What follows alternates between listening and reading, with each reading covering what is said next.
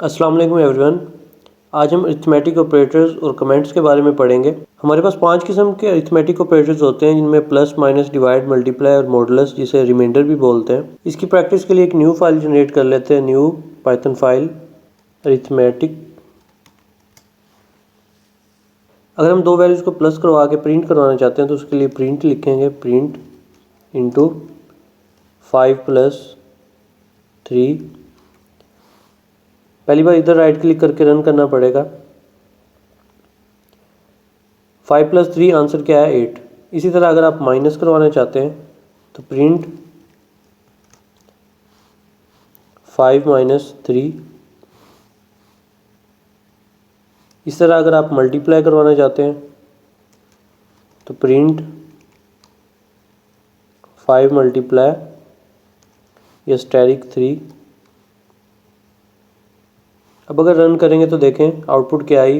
5 plus 3 8, 5 minus 3 2, 5 multiply 3 15, 5 3 ज़ा 15। इसी तरह अगर आप डिवाइड करना चाहते हैं तो प्रिंट 5 डिवाइड बाय 3।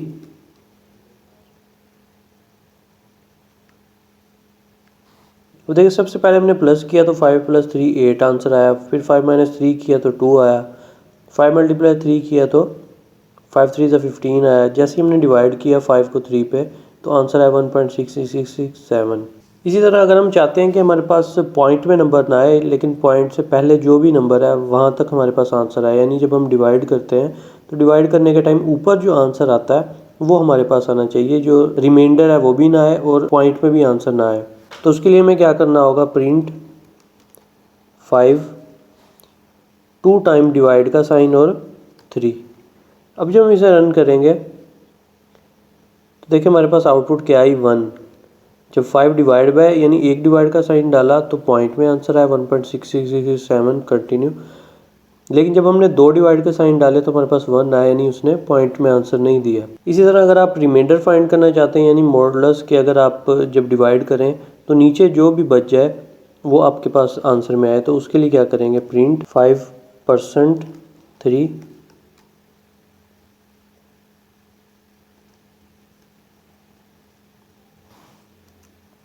अब जब हम इसे डिवाइड करेंगे तो देखें इसमें 3 1 ज़ा 3, 5 माइनस 3, नीचे क्या बचेगा 2, ऊपर 1। 3 1 ज़ा 3 हमने किया था तो ऊपर 1 आया और नीचे क्या बचा 5 माइनस 3 2। इसी तरह अगर आप पावर कैलकुलेट करना चाहते हैं यानी किसी भी चीज़ की पावर, जैसे 2 रेज्ड पावर क्या होता है 2 2 ज़ा 4, या अगर 2 की पावर हम 5 करते हैं इसका मतलब होता है कि 2 को 5 टाइम मल्टीप्लाई करवाना है। अगर हम 5 की पावर 3 करते हैं इसका मतलब 5 मल्टीप्लाई 5 मल्टीप्लाई 5 यानी 5 को 3 टाइम मल्टीप्लाई करवाना है। तो इसमें अगर आप पावर कैलकुलेट करना चाहते हैं तो उसके लिए आप क्या लिखेंगे, प्रिंट इंटू 2 टाइम्स स्टेरिक और पावर 2। अब जब रन करेंगे तो पावर कैलकुलेट होने के बाद आंसर क्या आना चाहिए, 2 2 ज़ा 4 यानी 2 की पावर 2। अगर हम 2 की पावर 3 करना चाहते हैं तो 2 टाइम्स स्टेरिक और 3, फिर 2 को 3 टाइम मल्टीप्लाई करेगा यानी 2 मल्टीप्लाई 2 2 2 ज़ा 4 और 4 2 ज़ा 8। इसी तरह अगर आप 5 की पावर 3 कैलकुलेट करना चाहते हैं तो 5 अब क्या कैलकुलेट करेगा, 5 रेज्ड पावर 3। तो 5 5 ज़ा 25, 25 5 ज़ा 125। अगर आप इसके साथ मैसेज भी प्रिंट करवाना चाहते हैं तो साथ आपको राइट करना होगा इन्वर्टेड कॉमास में add equal to inverted commas close plus. अब इधर एरर आएगा, हमें क्या करना होगा, इसे कैलकुलेट करने के बाद स्ट्रिंग में कन्वर्ट करना होगा। तो str इंटू 5 प्लस 3। अब इसे रन करके चेक कर लेते हैं। तो देखिए फर्स्ट में हमारे पास क्या है, ऐड इक्वल टू 8। ये इधर राइट कर लेते हैं 5 plus 3, 5 plus 3 equal to answer आ जाएगा। इस तरह इन्वर्टेड कॉमास में इसे आप कॉपी कर लें।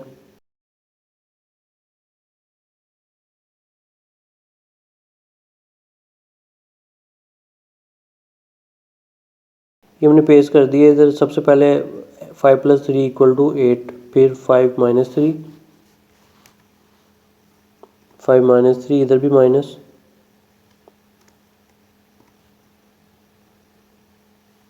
फिर मल्टीप्लाई के लिए स्टेरिक,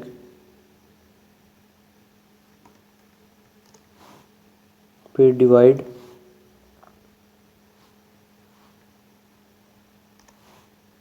फिर डबल डिवाइड ताकि हमें ऊपर वाला आंसर आए, पॉइंट में आंसर ना आए, फिर रिमाइंडर के लिए परसेंट का साइन,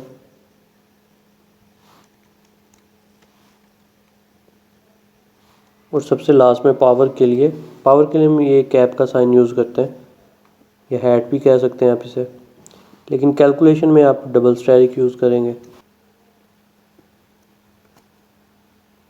तो ये देखें 5 + 3 = 8, 5 - 3 = 2, 5 × 3 = 15, 5 डिवाइड बाय 3 जब सिंगल डिवाइड का साइन डाला तो उसने पॉइंट में आंसर दिया है, 5 डबल डिवाइड 3 = 1, पॉइंट नहीं दिया, पॉइंट से पहले तक आंसर दिया, और बाकी रिमाइंडर में क्या बचा, 5 मॉडुलस या रिमाइंडर 3 = 2, 5 = 125। इसके बाद कुछ कंपाउंड असाइनमेंट ऑपरेटर हैं।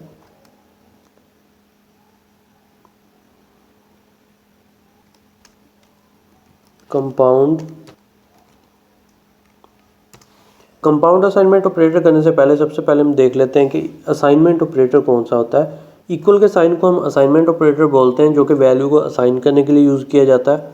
जैसे कि अगर हमने ए को या किसी भी वेरिएबल को वैल्यू असाइन करनी है तो उसके लिए हम इक्वल का साइन यूज़ करते हैं, जैसे ए = 10।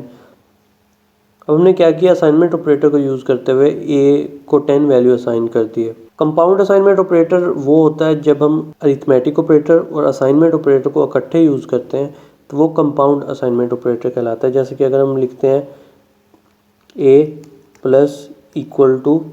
10,